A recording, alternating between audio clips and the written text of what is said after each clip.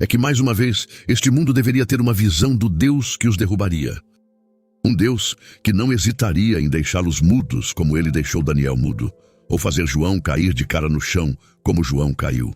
Esse tipo de Deus se foi da igreja. Ele se foi não apenas do liberalismo, mas ele se foi das igrejas evangélicas quase completamente. A honra de Deus foi perdida para os homens. E o Deus do cristianismo de hoje é um fracote muito rico que pode ser manipulado por certas leis psicológicas. Agora que a glória deve retornar, é imperativo, meus irmãos. A glória deve retornar. E que a glória de Deus deve retornar e ser vista entre os homens. Você sabe, nós lemos isso nos Salmos e não sabemos o que estamos lendo, que a tua glória esteja acima de toda a terra. Manifesta a tua glória entre as nações, clamou o salmista. E por todo o Antigo Testamento diz, a glória de Jeová deve ser conhecida entre as nações. E chegamos ao Novo Testamento, faça isto, disse Jesus ao seu Pai, para que os homens saibam, e que eu manifestei teu nome aos homens que tu me deste, sempre me deste. Sempre foi o desejo e a vontade de Jesus Cristo. Ele morreu por isso de fato, para que a glória de Deus pudesse ser manifestada ao mundo. E a vinda de Jesus ao mundo em primeiro lugar foi para que o mundo que havia perdido a visão de Deus a recuperasse novamente. E quando o Espírito Santo veio no Pentecostes, foi para que ele desse ao coração, assim como ao intelecto, uma visão da glória de Deus. Agora, este é o primeiro dos desejos, e não tenho hesitação em dizer a vocês que a glória de Deus deve ser redescoberta, e o mundo deve ver que tipo de Deus Deus é, e que a igreja deve adorar mais uma vez um Deus a quem eles possam respeitar, o Deus da Bíblia, o Deus que é o único Deus. Isso é mais importante para Deus do que a salvação dos pecadores. Agora, isso pode soar terrível, mas os batistas e presbiterianos em outros dias pregaram isso corajosamente e não se importaram com o que as pessoas pensavam. Mas nós entramos neste humanismo suave em nosso tempo, que vai chorar por rebeldes e imaginar que essa é a ordem divina. Meus irmãos, a ordem divina é que Deus seja glorificado entre as nações e sua honra revelada ao seu povo. E isso é mais valioso e mais desejável no céu entre os santos anjos e serafins e entre todos os anciãos e criaturas ao redor do trono do que as pessoas sejam salvas.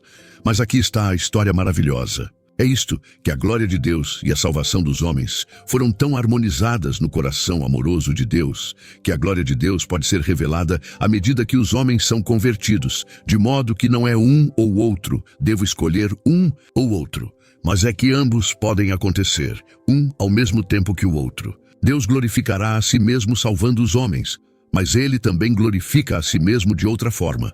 E então eu digo, se tivermos que escolher entre a salvação dos homens ou a glória de Deus, todo ser no céu diria, tua seja a glória. Antes que eles dissessem, o homem deve ser salvo. Agora, a primeira oração corporativa deste Novo Testamento começa, Pai Nosso, e pela palavra nosso, torna-se uma oração corporativa. Isto é, uma oração de um corpo de pessoas. E o primeiro pedido desse corpo corporativo é o quê? Santificado seja o teu nome. Você notou isso, meu amigo? Que quando Jesus disse, quando você ora, você, como um corpo, ora e diz, nosso. A oração do Senhor, como a chamamos, não é para indivíduos, é para oração corporativa. É para todos nós orarmos. É quando o corpo de cristãos se une para querer algo, fazer algo, desejar algo. Então oramos, nosso Pai. E o primeiro pedido, o primeiro nosso Pai, é uma saudação, não é um pedido. Então vem o pedido, santificado seja o teu nome. E antes de qualquer outro pedido, é que o nome de Deus seja santificado. Que seu santo e sagrado nome seja santificado diante da humanidade. E se quisermos seguir os ensinamentos de Jesus, então devemos seguir este procedimento. Santificado seja o teu nome. Isto é o primeiro, e não o segundo, e não o terceiro, mas o primeiro. Que a glória de Deus seja restaurada e que a visão do Deus Altíssimo apareça mais uma vez aos homens. E eu quero dizer a vocês que se esta visão alguma vez aparecer aos homens nas igrejas e for pregada novamente, se os ministros do santuário voltarem a pregar sobre as perfeições, atributos, caráter e ser de Deus, e persistirem nisso, isso logo teria o efeito de levar os pecadores a se ajoelharem em confissão. Teria o efeito de fazer os cristãos se separarem do mundo e odiarem a si mesmos e seus caminhos carnais. Assim como Isaías, quando viu a visão, gritou: "Estou perdido, sou um homem de lábios impuros." Então, a glória de Deus vem em primeiro lugar, e João 14:13 diz: "Tudo o que pedirdes em meu nome, eu o farei para que o Pai seja glorificado no Filho." Então observe aqui, que a razão pela qual Jesus disse "eu faço", é que ele deveria glorificar o Pai ao fazê-lo. E qualquer coisa que seja feita, que seja simplesmente para ajudar as pessoas, mas não glorifique a Deus, Deus não responderá. O humanista irá, o terno, o chorão irá, mas Deus não irá. Pois Deus diz que o Pai pode ser glorificado, é a razão pela qual eu respondo à oração. Se ele pedir para que o Pai seja glorificado, então você vê que nenhum projeto, nenhuma organização, nenhuma necessidade, nada é válido até que a glória de Deus seja restaurada. E em tudo o que fazemos, em todas as nossas orações, devemos orar. Não tome os pregadores como garantidos, queridas pessoas. Eles são os mais fracos de todas as pessoas. Não tome os pregadores como garantidos. Eles vão junto com qualquer coisa. Eu era um grande garoto quando aprendi que os médicos seguiam os anunciantes. Você vai ao Dr. Phil e diz: "Doutor, estou com dor." E ele se lembra do que leu no jornal médico, o anunciante. Eu olhei para a propaganda deles, seus anúncios, e ele prescreveu algo que viu anunciado. Eu era um grande garoto antes de descobrir isso. E eu não digo isso universalmente. Eu não digo que é tudo o que eles fazem. Certamente eles ganham a vida honestamente, mas eu digo que eles se rendem a isso. E os pregadores são assim. Se todos nós fôssemos profetas santos, que saíssem da presença de Deus com o orvalho da santidade em nossas testas, então eu diria que é melhor você ouvir. Eu diria que você ousa nos dar por garantidos. Mas quando sei que os pregadores estão sujeitos a toda a persuasão sutil do anunciante religioso que você é, então é melhor começarmos a orar pelos ministros do santuário de Deus, para que eles possam abrir os olhos para o fato de que melhor do que sua igreja prosperar, é que o nome de Deus seja novamente santificado entre os homens. Deixe-me profetizar para vocês. Agora, vou lhes dar uma profecia. Provavelmente nenhum de vocês acreditará agora. Mas o bom da verdadeira profecia é que ela se prova. Aqui está a minha profecia. Agora estamos surfando na onda da religião. E o cristianismo é mais popular do que nunca desde que Jesus Cristo morreu na cruz. E mesmo que do lado da crença, na Bíblia, é mais popular. O próprio fato de que este meu editorial conseguiu sair no jornal prova isso. Eles estão prontos para qualquer coisa religiosa agora. Qualquer coisa. Agora, deixe-me dizer uma coisa, amigos, e aqui está a minha profecia. O tempo está chegando, a menos que Deus simplesmente perturbe toda a profecia por um reavivamento. Se ele fez isso, um reavivamento genuíno, então, é claro, eu ficaria feliz. Feliz se estivesse por perto para dizer: "Senhor, eu estava enganado, mas eu não estaria se você não tivesse vindo em nossa ajuda." Se o Senhor não nos ajudar, e a glória de Deus não for revelada, e a boca do homem não for fechada, e a glória de Deus não for elevada, aqui está o que vai acontecer. Teremos uma reação do cristianismo popular moderno, que será em uma escala sem precedentes na história cristã. Teremos uma amargura, uma desilusão, e criaremos um desprezo cínico por Deus, pela religião e pela igreja, que transformará nosso país quase completamente separado dos cristãos crentes em um acampamento de odiadores da religião. Estamos voltando para onde estávamos nos anos 20 ou mais abaixo ainda.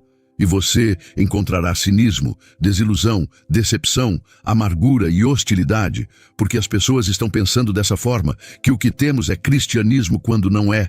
E a razão pela qual sei que não é santificado, seja o teu nome não está na frente, mas é outra coisa. Mas se Deus ouvir a oração de alguns de nós e santificar seu nome. Falei sobre isso com Stacey Woods, Paris Reedhead e James Stewart, da Missão Europeia. Nós ficamos em volta, discutimos e dissemos: o que vamos fazer? O que vamos fazer para que a glória de Deus se manifeste novamente e que possamos evitar essa terrível onda? Bem, está chegando.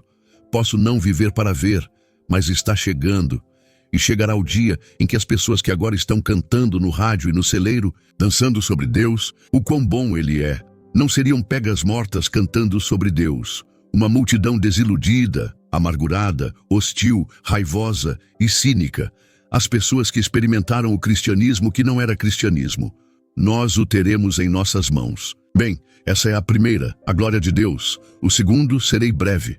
São 12 horas. O segundo grande desejo é que a igreja seja libertada. E talvez eu já tenha dito isso. Que a igreja, não somente esta igreja, mas a igreja de Deus, seja libertada de seu cativeiro babilônico. Lembre-se de que a Escritura falou sobre a grande prostituta e suas filhas. Bem, quando a grande prostituta se espalhou por toda a Europa, surgiu um homem de pescoço grosso chamado Dr. Martinho Lutero. E ele trouxe uma reforma que colocou aquela senhora de volta em seus lombos e nos deu a reforma e o protestantismo e o atual evangelicalismo. Deixe-me dizer a vocês, meus amigos, que suas filhas agora ficaram quase tão ruins quanto ela, só que de uma maneira diferente. Não temos um papa, mas temos outras coisas tão ruins. Não temos água benta, mas temos água não tão santa. Não, temos ossos santos, mas temos outras coisas. Se você não acredita nisso, venha até meu escritório e eu vou deixar você folhear algumas das revistas religiosas que chegam à minha mesa. Você verá ossos sagrados lá. Tudo bem. As filhas se tornaram tão más quanto a mãe.